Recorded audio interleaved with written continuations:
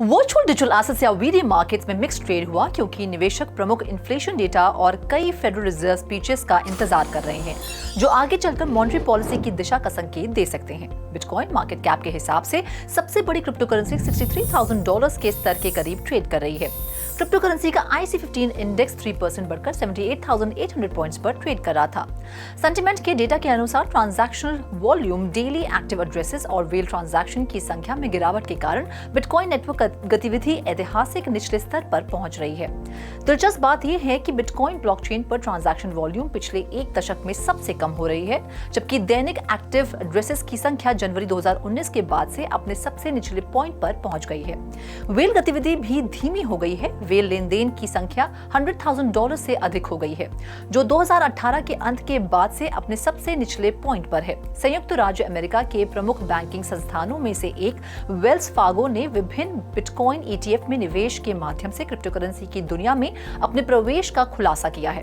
Filing के अनुसार Wells Fargo के पास ग्रेस्केल के GBTC स्पॉट बिटकॉइन ETF के शेयर हैं, जो बैंक को डिजिटल एसेट के लिए एक्सपोजर प्रदान करता है। इसके अतिरिक्त दस्तावेज इंगित करता है कि वेल्स फार्गो के pro share bitcoin strategy ETF में भी निवेश किया है। इसके अलावा बेवर्ली हिल्स में मिल्केन ग्लोबल इंस्टीट्यूट समिट में अपने मुख्य भाषण में फ्रैंकल टेम्पल्टन के अध्यक्ष और CEO जेनी जॉनसन ने निवेश इंडस्ट्री में ब्लॉकचेन टेक्नोलॉजी की क्षमता पर चर्चा की। उन्होंने भविष्यवाणी की कि ब्लॉकचेन प्रक्रियाओं को सुव्यवस्थित करेगा और परिचालन लागत को कम करेगा। डिस्ट्रीब्यूटेड लेजर टेक्नोलॉजी की दक्षता, लाभ और लागत बचत पर प्रकाश डालेगी। इसके अलावा जॉनसन ने निवेश के अवसरों को सार्वभौमिक बनाने के लिए ब्लॉकचेन की दक्षता की भी कल्पना की, जिससे रिटेल इन्वेस्टर्स को अपूर्णीय टोकन जैसे नए एसेट क्लास में भाग लेने की अनुमति मिल सके। नियामक चुनौतियों और जोखिमों के बावजूद विवेकपूर्ण निवेश रणनीतियां और सक्रिय प्रबंधन महत्वपूर्ण है। वैश्विक क्रिप्टो करेंसी मार्केट कैप पिछले 24 घंटों में 1.3% कम होकर $2.23 ट्रिलियन पर थी। कुल ट्रेडिंग वॉल्यूम 20% बढ़कर $45 बिलियन हो गई। एक अलग समाचार में रून्स प्रोटोकॉल, एक परिवर्तनीय टोकन स्टैंडर्ड जो बिटकॉइन ब्लॉकचेन पर लॉन्च किया गया था, अप्रैल 2024 में आखिरी बिटकॉइन हार्विंग के बाद कृप्टो करेंसी क्षेत्र पर हावी होने के 3 हफ्ते बाद अपनी गति खो चुका है। खैर, रून्स ने अपने पहले हफ्ते में लेन देन शुल्क में $135 मिलियन से अधिक की कमाई की। हालांकि बिटकॉइन आधारित प्रोटोकॉल के आसपास का हाइप ट्रेडिंग के पहले हफ्ते से फीका पड़ गया है।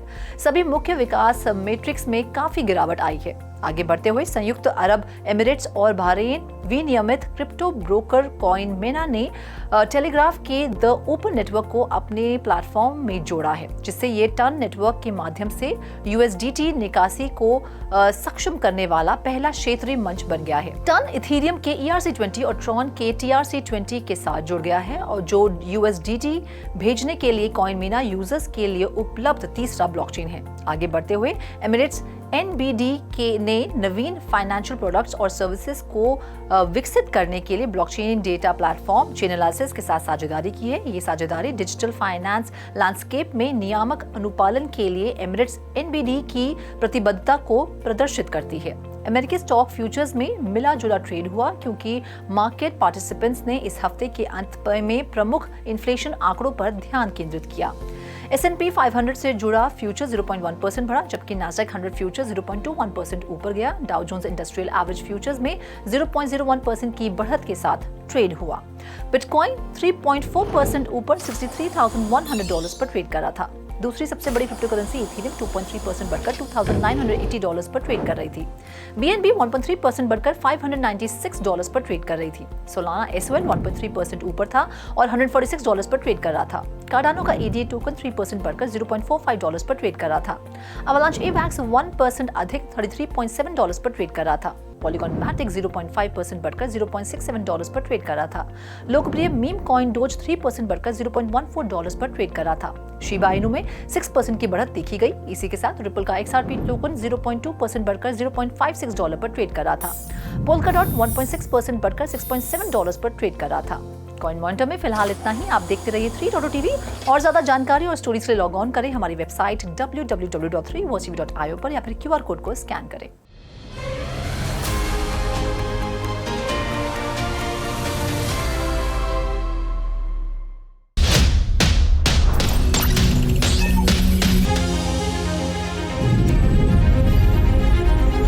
With 3.0 TV, stay connected with the world of blockchain. Stay up to date with infinite world of NFTs. Come explore and evolve with 3.0 TV in the metaverse. So many coins, so much volatility. 3.0 TV delivers the news that matters.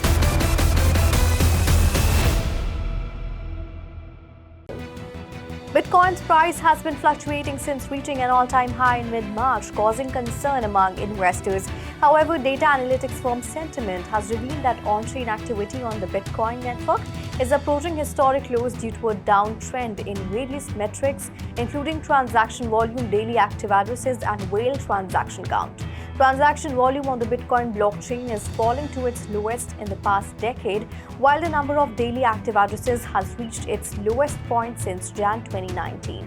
Whale activity has also slowed down, with the number of whale transactions exceeding $100,000, falling to its lowest point since the end of 2018. The decline in on-chain activity may not necessarily be associated with imminent price dips, but rather with crowd fear and indecision among traders. As Bitcoin's price moves within a consolidation range, investors must monitor the situation and make informed decisions. Emirates NBD has partnered with Chainalysis, a blockchain data platform, to develop innovative financial products and services. The partnership demonstrates Emirates NBD's commitment to regulatory compliance in the digital finance landscape. Chainalysis analytics and investigative capabilities will help the bank discern market trends and customer needs, enhancing the integrity of its digital asset initiatives. Group Chief Digital and Information Officer Miguel Rio Tinto at Emirates NBD is proud to partner with Chainalysis, aiming to provide customers a transparent and reliable digital finance environment. Nicola Buonanno, VP Southern EMEA at Chainalysis, is excited to collaborate with Emirates NBD through its Digital Asset Lab, focusing on digital assets and how technologies can be leveraged to enable customers to manage their financial services requirements in the evolving digital asset environment. WatsPay, a fintech blockchain-based technology for virtual asset payment solutions, has announced its entry into the stablecoin market. The company is believed to transition from virtual asset payments to blockchain financial services solutions providers, pursuing approvals in UAE, Hong Kong, and Singapore. WatsPay has been granted a license for crypto brokerage by the Dubai's Virtual Asset Regulatory Authority, WARA. WatsPay will introduce two main products: stablecoin as a service and its own regulated USD dollar stablecoin designed for local and international payments, cross-border remittances, and settlements of on-chain transactions related to RWA. Furthermore, the global market for stablecoins is projected to grow from $125 billion to almost $3 trillion in the next 5 years, driven by factors such as the rise of decentralized finance applications, cross-border remittances, and the need for stable digital assets to mitigate volatility risks in cryptocurrency markets.